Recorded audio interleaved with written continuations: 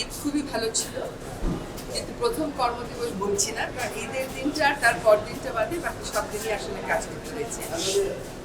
আমার মনে হয় যে ঈদটা জনমানুষের কাছে একটা ইতিবাচক বার্তা দিয়েছে যে সরকার জনগণের কল্যাণ এবং তাদের যেন কমফোর্ট হয় জীবনযাত্রার জন্য সহজ হয় সেজন্য কাজ করে যাচ্ছে। তো আগামী দিনেও এই কাজগুলোই আমরা করবো। অনেক বাধার মধ্যে অনেক সীমাবদ্ধতা নিয়ে আমাদেরকে কাজ করতে হচ্ছে।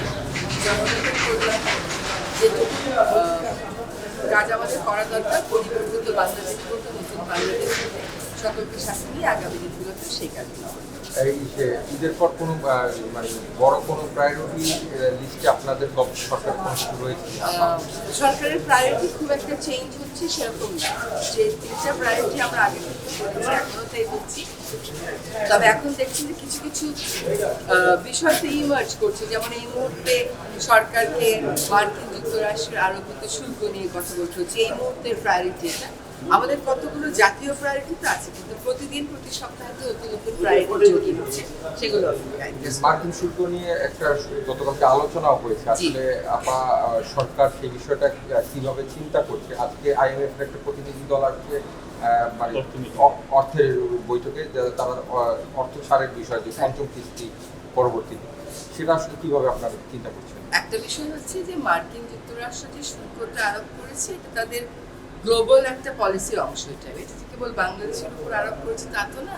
তো গ্লোবালি এক একজন এক একভাবে এড্রেস করেছে। আমাদের থেকে গতকাল সরকারের পক্ষ থেকে বলা হয়েছে যে আমাদের মাননীয় প্রধান উপদেষ্টা মহোদয় নিজেই এটা নিয়ে কথা বলবেন। তার আগে সকাল থেকে ব্যবসায়ীদের সাথে ইনভেস্টমেন্ট নিয়ে যারা রিলেটেড সরকারের তারা কথা বলেছেন।